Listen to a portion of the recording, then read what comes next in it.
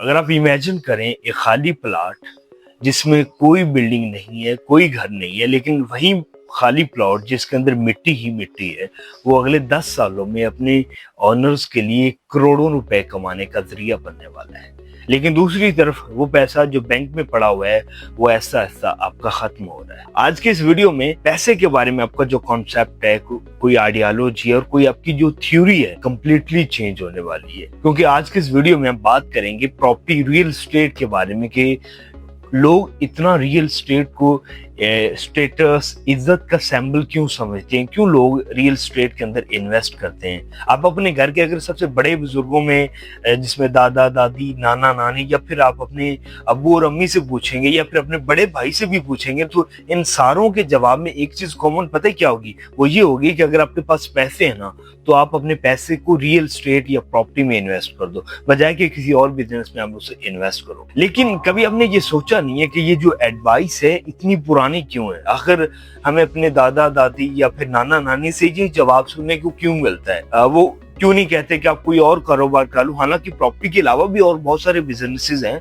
जो अच्छा प्रॉफिट आपको कमा के देते हैं और सेफ भी होते हैं, लेकिन फिर भी हमारे बुजुर्ग हमें यही कहते हैं कि आप, अगर आपके पास पैसा है तो आप प्रॉपर्टी के अंदर अपने पैसों को इन्वेस्ट करें। एंड मोस्ट इंपॉर्टेंट क्वेश्चन, आपको एक सवाल होगा कि इंसान आखिर जमीन से इतना प्यार क्यों करता है। अब मैं इसमें ये एक्सप्लेनेशन नहीं करूंगा कि इंसान जमीन से इसलिए प्यार करता है कि उसे, अगर वो प्रॉपर्टी के अंदर इन्वेस्टमेंट करता है तो उसे ज्यादा प्रॉफिट मिलता है। ऑब्वियस सी बात है, अगर प्रॉपर्टी के अंदर कोई इन्वेस्टमेंट करता है उसका पहला पर्पज होता है कि उसे प्रॉफिट ज्यादा से ज्यादा मिले। लेकिन साइकोलॉजिकली अगर समझा जाए तो क्या इसमें क्या इसकी खासियत है जिसकी वजह से इंसान जमीन से इतना प्यार करता है? इन सारी चीजों को समझने के लिए हमें थोड़ा सा पीछे जाना पड़ेगा। जब हजारों साल पहले इंसान के पास करेंसी नहीं होती थी, पैसा नहीं होता था, तो एक चीज इंसान के पास होती थी, वो थी उसकी जमीन।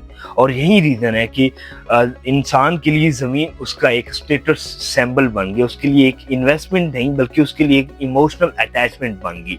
वो इमोशनल अटैचमेंट जिसमें उसकी आइडेंटिटी छुपी हुई है। और आज की डेट में भी सेम इसी तरह है, लोग इन्वेस्टमेंट करते हैं और इस इन्वेस्टमेंट को के साथ साथ उनकी इस प्रॉपर्टी के ऊपर एक इमोशनल अटैचमेंट भी होती है और एक आइडेंटिटी भी होती है और एक स्टेटस और इज्जत का भी सिंबल समझी जाती है। ये चीज हमारी सोसाइटी में खास तौर पर ये चीज सबसे ज्यादा है कि अगर हम प्रॉपर्टी के ऊपर इन्वेस्टमेंट करते हैं तो वो एक स्टेटस सिंबल समझा जाता है कि फलां शख्स ने इतना प्रॉपर्टी के अंदर इन्वेस्टमेंट कर दी है।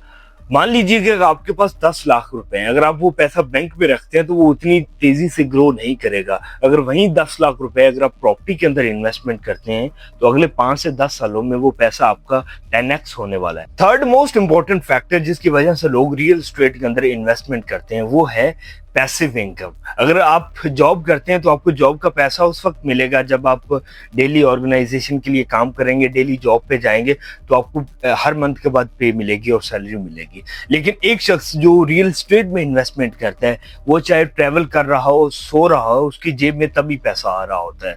और यही रीजन है, लोग कहते हैं कि रियल एस्टेट एक ऐसा एम्प्लॉय है, वो कभी भी रिजाइन नहीं देता, वो कभी भी रिटायर नहीं होता, क्योंकि उसकी जेब में हमेशा पैसा आ रहा होता है। और दैट इज द रीजन कि लोग इसे वेल्थ मल्टीप्लायर भी कहते हैं। अगर मैं लेवरेज की बात करूं तो अगर आप स्टॉक मार्केट में तब इन्वेस्टमेंट कर सकते हैं जब आपके पास रियल फॉर्म में पैसा मौजूद होगा जो आपकी जेब में है। लेकिन अगर आप प्रॉपर्टी के अंदर इन्वेस्टमेंट करेंगे तो आप शायद बैंक से लोन लेकर 20 से 30% अपनी जेब से पैसा डाल के पूरी प्रॉपर्टी के ऊपर अपना कंट्रोल कर सकते हैं। और जब आपको प्रॉफिट मिलेगा तो पूरी प्रॉपर्टी के ऊपर प्रॉफिट मिलेगा। ये नहीं होगा कि आपने 20 से 30% अपनी जेब से डाला है तो आपको सिर्फ प्रॉफिट इतने ही पैसों या इतनी ही जमीन पे मिलेगा, बल्कि चाहे आपने वो पैसा लोन लेके जमीन पे इन्वेस्टमेंट किया है, वो जमीन खरीदी है, फिर भी आपको वो जो प्रॉफिट है वो पूरी जमीन पे मिलेगा। और यही रीजन है लोग इसे वेल्थ मल्टीप्लायर भी कहते हैं। अब इससे पहले मैंने वीडियो में रियल एस्टेट को लेकर जितनी भी बातें की हैं, जितनी भी आर्गुमेंट मैंने इस वीडियो में आपको बताए हैं कि लोग रियल एस्टेट में क्यों इन्वेस्टमेंट करते हैं, पैसिव इनकम होती है, लेवरेज होता है, और भी बहुत सारे फैक्टर होते हैं। लेकिन ये जो सारी चीजें हैं ये कभी कभार ठीक भी नहीं होती कि आपने अगर कोई जमीन खरीदी है, खरीदने के बाद ये जरूरी भी नहीं है कि आपको उससे प्रॉफिट ही मिलेगा, आपको नुकसान भी हो सकता है। एग्जाम्पल के तौर पर अगर 30 साल पहले की अगर बात करूं तो जो दुबई की जमीन है वो रेगिस्तान था, तो अमीर लोगों ने वहां से सस्ती जमीन ली और आज वही जमीन 30 साल के बाद दुनिया की एक्सपेंसिव जमीन बन चुकी है। लेकिन दूसरी तरफ चाइना और लंदन में लोगों ने भी जमीन में इन्वेस्टमेंट की और वहां पर जमीन के ऊपर इन्वेस्टमेंट करने को सेव ऑप्शन समझा। लेकिन जब मार्केट क्रैश हुई तो उनका ये पैसा जाया हो गया। तो बात सिर्फ इतनी सी है कि आप जरूरी नहीं है कि जो इन्वेस्टमेंट कर रहे हैं, रियल एस्टेट में इन्वेस्टमेंट कर रहे हैं, कि आपको उसको प्रॉफिट ही मिलेगा। प्रॉफिट लेने के लिए आपको सबसे पहले जिस भी चीज़ या जिस भी ज़मीन के ऊपर आप इन्वेस्टमेंट कर रहे हैं, जिस भी सोसाइटी के ऊपर आप इन्वेस्टमेंट कर रहे हैं, या जिस जहाँ भी आप ज़मीन लेने लगे वहाँ पर रिसर्च करना बहुत ज़रूरी है कि कंपटीटर की क्या कंडीशंस है, इन फ्यूचर इसकी क्या प्राइस होगी, क्या मुझे ये चीज़ फायदे में मेरे जाएगी या नुकसान में जाएगी। तो जब तक आप रिसर्च नहीं करेंगे आपको इसका फुली तौर पर आइडिया नहीं होगा। अब कुल मिला के बात सिर्फ इतनी सी है कि रियल एस्टेट सिर्फ पैसा बनाने का नाम नहीं है, ये बल्कि एक इमोशनल अटैचमेंट है। रियल एस्टेट के ऊपर इन्वेस्टमेंट करना ये एक आइडेंटिटी और इज्जत का सिंबल है। यानी जब इंसान ये सोचता है कि जब मैं इस दुनिया में नहीं होऊंगा तो कुछ ना कुछ तो जरूर मैं ऐसा छोड़ के जाऊं जो आने वाली नस्लों के लिए हो, जो आने वाली नस्लों को ट्रांसफर हो सके, तो सिर्फ एक ही ऑप्शन बचता है, वो है जमीन और प्रॉपर्टी। यानी अगर आपके पास जमीन है, आपके पास प्रॉपर्टी है, तो आपकी औलाद के इन फ्यूचर वो आपकी औलाद को ट्रांसफर हो जाएगी। दैट इज द रीजन कि लोगों ने फिर प्रॉपर्टी को एक सेव ऑप्शन समझकर इसके ऊपर इन्वेस्टमेंट करना शुरू कर दी और आज तक ये चीज़ बढ़ती हुई नजर आ रही है।